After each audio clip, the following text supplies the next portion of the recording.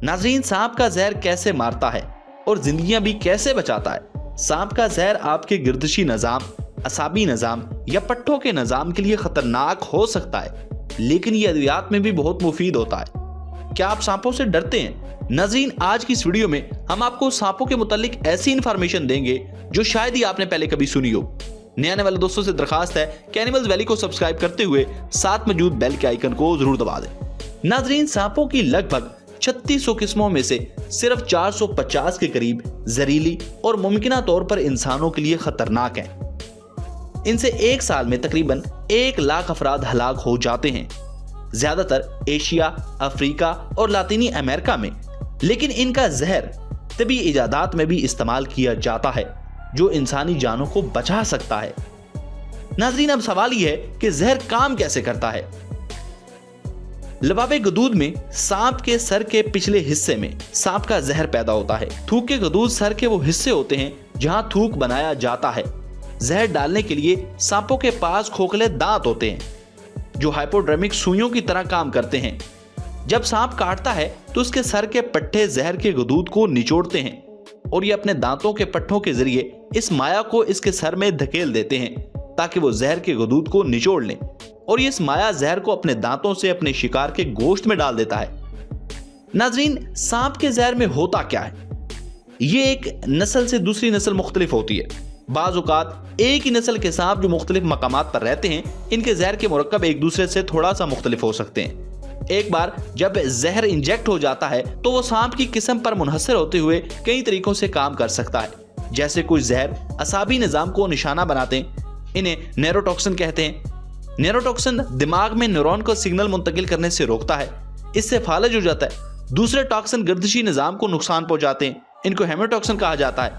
हेमियोटॉक्सिन खून के सुर्ख खुलियों को फटने, खून जमने का सबब बनने या ब्लड प्रेशर को शदीद तौर पर कम करने का सबब बन सकता है। दूसरे टॉक्सिन उजलाती निजाम को नुकसान पहुंचाते हैं, इन्हें मेटोटॉक्सिन कहा जाता है।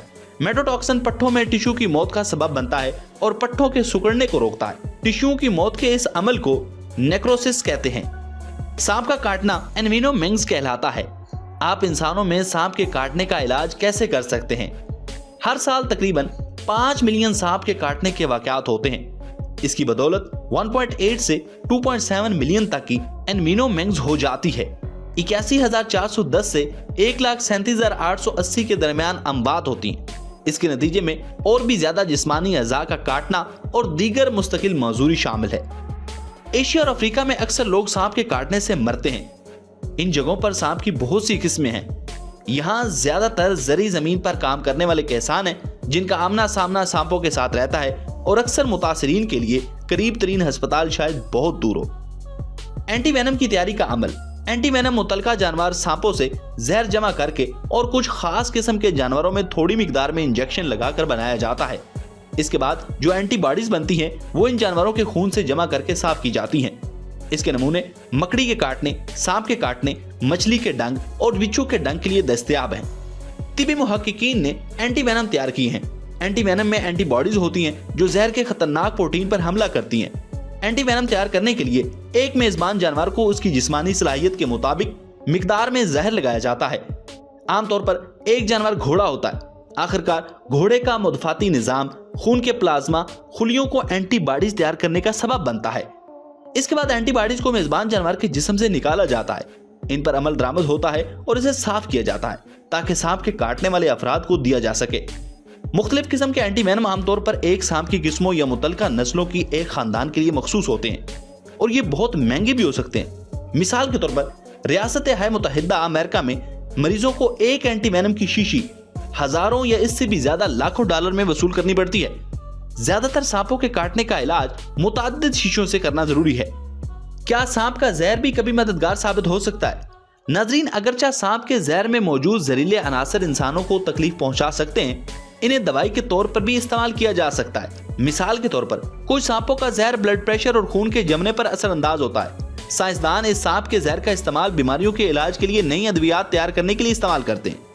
दर हकीकत सांप के जहर में मौजूद प्रोटीन का इस्तेमाल बहुत सारे हालात में इलाज के लिए इस्तेमाल किया जा सकता है। इसकी कुछ मिसालें कैंसर, दर्द, हाई ब्लड प्रेशर, दिल के दौरे, फालज, अल्जाइमर की बीमारी और पार्किंसन का मर्ज है। दूसरे जानवरों जैसे मकड़ियां और बिच्छू के जहर को भी इलाज के लिए अहम अद्वियात के लिए तैयार करने के लिए इस्तेमाल किया जाता है। साइंसदान सांप के जहर से अद्वियात कैसे तैयार करते हैं? नाजरीन, सांप के जहर से नई दवाइयां तैयार करने में बहुत वक्त, कोशिश और पैसा लगता है। पहले सांप के जहर के अंदर मुख्तलिफ अज़ा अलग कर दिए जाते हैं। इससे साइंसदानों को मुफीद तिबी एप्लीकेशंस रखने वाले अफराद की जांच और शनाख्त करने की इजाजत मिलती है। मिसाल के तौर पर कुछ अज़ा में दर्द को रोकने की सलाहियत हो सकती है। अगला साइंसदान कंपाउंड का मसनूई कुदरती नहीं वर्जन तैयार करने की कोशिश करते हैं। इसके बाद वो जानवरों पर छोटी मिकदार में कंपाउंड की जांच करते हैं। आखिर में साइंसदान इंसानों के लिए अद्वियात का एक वर्जन तैयार करते हैं और वो फिर इसकी जांच करते हैं और इस बात को यकीनी बनाते हैं कि ये महफूज है।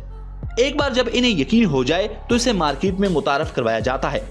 सांप का जहर अपने शिकार को काबू करने और इस पर गलबा पाने के लिए इसका एक बहुत ताकतवर जरिया है, लेकिन डॉक्टरों के लिए भी बीमारियों और सांप के काटने का इलाज करने का एक महफूज जरिया है। नए एंटीवेनम की तैयारी से उम्मीद है कि सांप के काटने से मरने वाले लोगों की तादाद में कमी आएगी और दिल के दौरों, फालज और यहाँ तक कि कैंसर से निपटने के लिए अगले आने वाले दौर की दवाइयों की दरियाफ्त सांप के जहर में छुपे हुए राजों पर भरोसा कर सकती हैं। तो नाजरीन, उम्मीद करते हैं आपको हमारी आज की ये वीडियो पसंद आई होगी। अगर आपको ये वीडियो पसंद आई है तो इसे लाइक करते हुए अपने दोस्तों के साथ जरूर शेयर कर दें। Thanks for watching.